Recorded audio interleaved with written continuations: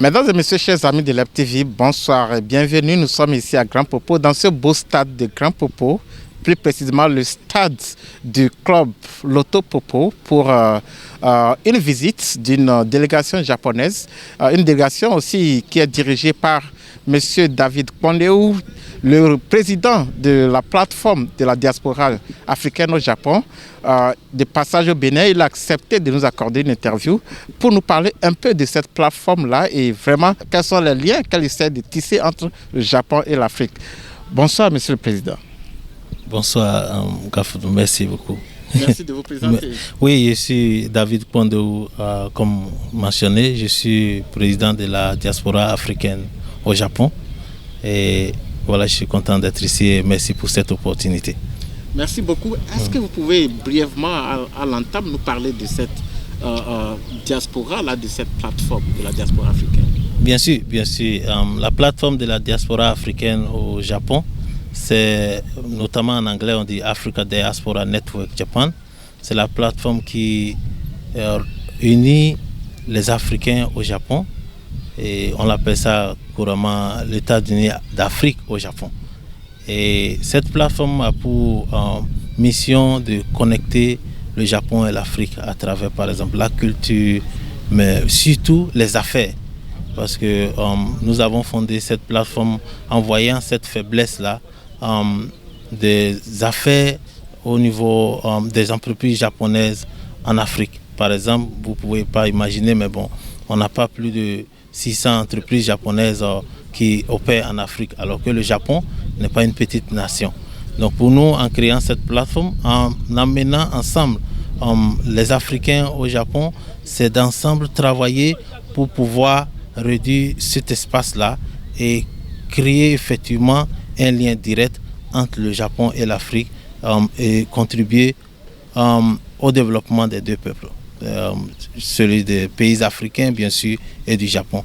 Donc c'est un peu comme ça qu'on a créé la plateforme et puis voilà, je pense qu'on fait beaucoup d'activités. Si vous voulez, je peux déjà vous expliquer la genèse. On a commencé cette plateforme en réunissant les associations des Africains, c'est-à-dire la communauté de chaque pays africain au Japon, et pour s'exprimer d'une seule voix. Et c'est ça qu'on appelle le Africa Diaspora Network Japan. Mais on a commencé cette activité en présentant l'Afrique par mois. On appelle ça le Discover Africa. Et chaque mois, on présentait un pays. Et aujourd'hui, on a déjà présenté plus de 23 pays africains. Mais côté culturel, on a aussi ce qu'on appelle le Discover Africa Food, où on est en partenariat avec un restaurant dans la ville d'Higashi, Osaka, et qu'on appelle Kitchen Sawa Sawa. Et chaque mois, on présente un mets africain aux Japonais et ils arrivent à profiter du mets, mais avoir des échanges culturels entre les Japonais eux-mêmes et nos frères africains qui sont au Japon. Donc voilà un peu ce que nous faisons. Et au-delà de ça, nous avons un grand événement qu'on appelle Osaka Africa Business Forum que nous organisons chaque année. On a organisé la deuxième édition juste en septembre là et qui réunit beaucoup d'entreprises. Vous voyez, on a réuni par exemple 363 entreprises japonaises cette année qui ont participé à cet événement et qui sont intéressées par l'Afrique. Donc voilà des activités que nous faisons en collaboration bien sûr avec par exemple beaucoup d'organisations au Japon, comme la ville d'Higashi Osaka qui est un des partenaires, mais bon, il y a la chambre de commerce de Osaka, il y a la JICA, JETRO, UNIDO, beaucoup de ces organisations qui interviennent sur les questions liées à l'Afrique. Nous collaborons avec eux pour cette mission-là. Ça, c'est une nuance. On parle de Osaka beaucoup, mais la plateforme, c'est tout le Japon. C'est tout le Japon. Moi, je suis basé à Wajishima, qui est une île. Mais de là, il y a beaucoup de choses qu'on fait, puisque aujourd'hui, vous savez, les choses se font en ligne. Donc, il y a des gens à Tokyo, à Fukuoka, un peu partout dans le Japon avec qui nous travaillons. Donc, ce n'est pas que Osaka. Mais pourquoi on s'est concentré sur Osaka en ce moment-là? Comme vous le savez sans doute, c'est qu'en 2025, il y a le Osaka Expo 2025 qui vient. Et donc stratégiquement, nous travaillons pour pouvoir présenter l'Afrique comme nous, Africains, on le veut. Donc l'image de l'Afrique qu'on veut promouvoir au Japon, c'est à nous de le décider et nous pensons que c'est le bon timing pour promouvoir l'Afrique, surtout à Osaka en ce moment-là. Donc c'est l'ouest du Japon, vous le savez. Voilà, donc si je veux ajouter quelque chose, les ambassades par exemple africaines sont la plupart à Tokyo. Donc nous on se focalise sur Osaka pour faire ce complément-là de vide et permettre à ce que ceux qui sont dans cette région d'Osaka, qui est la deuxième plus grande ville du Japon, puissent aussi connaître l'Afrique et s'engager dans le développement d'affaires avec l'Afrique. Quelle est votre appréciation de la connaissance du Japon par les Japonais et de l'Afrique par les Japonais? Donc, les Japonais, honnêtement, ils ne savent pas grand-chose sur l'Afrique. C'est pourquoi d'ailleurs nous nous y mettons chaque fois pour faire l'effort de promouvoir l'Afrique. Parce que présenter l'Afrique par pays, pour eux, ne va pas avoir beaucoup d'impact. C'est en ce moment-là qu'on s'est dit, venons ensemble pour présenter l'Afrique comme d'abord un continent fort, uni. Et dans ce continent-là, maintenant, on peut présenter chaque pays. Ça fait beaucoup de sens. Et présenter le Bénin au Japon, pour moi, par exemple, à travers Discover Africa, on l'a fait. Mais dire qu'ils connaissent le Bénin ou pas, il y a beaucoup de choses qui ont été faites, pour être honnête. Il y a des Béninois qui vraiment font notre honneur là-bas. Par exemple, il y a un joueur africain, un joueur de basketball, Rui Hachimura, et d'autres qui ont fait vraiment connaître le Bénin au Japon, parce que pour avoir eu un certain nombre de célébrités et sachant qu'ils viennent du Bénin, ça crée cette curiosité-là. Et je pense qu'ils connaissent le Bénin, mais pas autant qu'on l'imagine, parce que quand on dit l'Afrique, honnêtement, certains peut-être imaginent d'autres choses. Je ne vais pas aller dans les détails, mais bon, ils vont penser qu'on est encore au temps il y a 50 ans ou 60 ans passés. Ils ne peuvent pas imaginer qu'on a ces infrastructures que vous voyez au Bénin aujourd'hui. Là, c'est des trucs qui les étonnent, quoi. Quand ils viennent dire, ah, c'est ça le Bénin? C'est pas ce que nous pensons. Non, ce qu'ils pensaient, bon, peut-être, c'est beaucoup d'autres choses. Alors, beaucoup d'Africains, peut-être beaucoup de Béninois à vous écouter aujourd'hui, peut-être sont curieux de savoir comment vous avez fait pour non seulement vous aller au Japon, mais vous ancrer proprement au Japon jusqu'à atteindre un niveau où aujourd'hui vous dirigez une plateforme comme la diaspora africaine au Japon. C'est une très belle question. Merci beaucoup pour l'avoir posée. Non, je suis vraiment passionné par ces questions liées à l'entrepreneuriat. Je sais bien que tu le sais très bien. Et bon, c'est dans cette veine, dans mes activités liées à l'entrepreneuriat, je suis tombé sur cette opportunité qui m'a été présentée par des amis et puis j'ai saisi. Et l'opportunité, c'était un programme de formation en entrepreneuriat et innovation locale. Le programme s'appelle Awaju Youth Federation. Donc quand j'ai vu ce programme tout de suite, j'ai dit tiens, voilà, c'est quelque chose que j'aimerais essayer.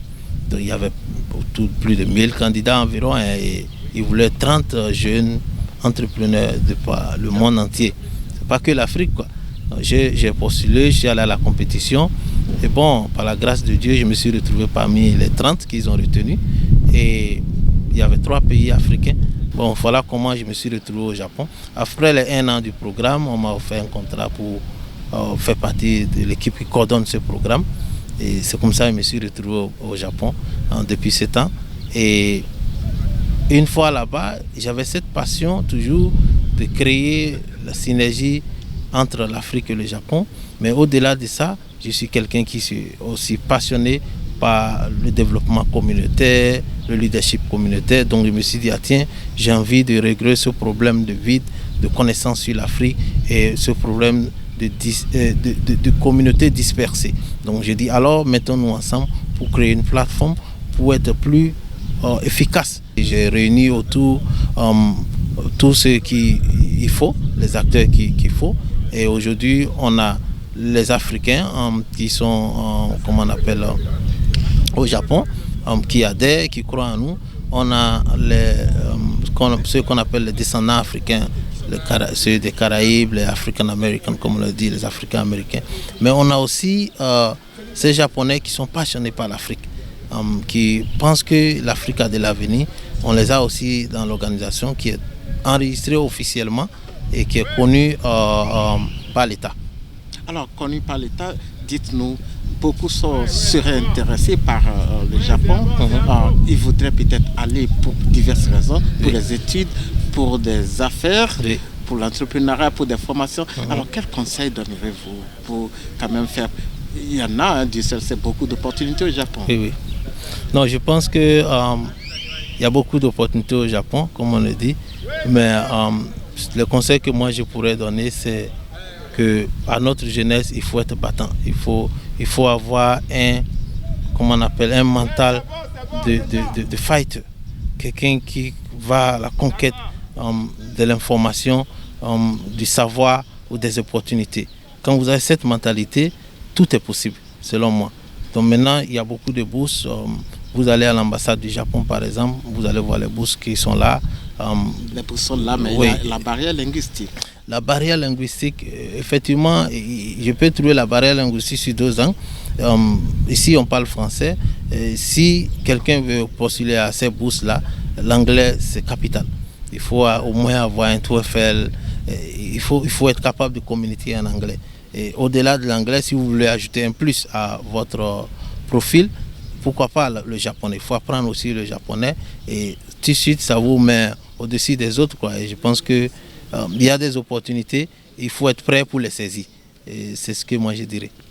Alors, un mot en japonais peut-être pour nos téléspectateurs japonais. Oh, minasan, konnichiwa. Watashi wa David Pondo tomoshimasu.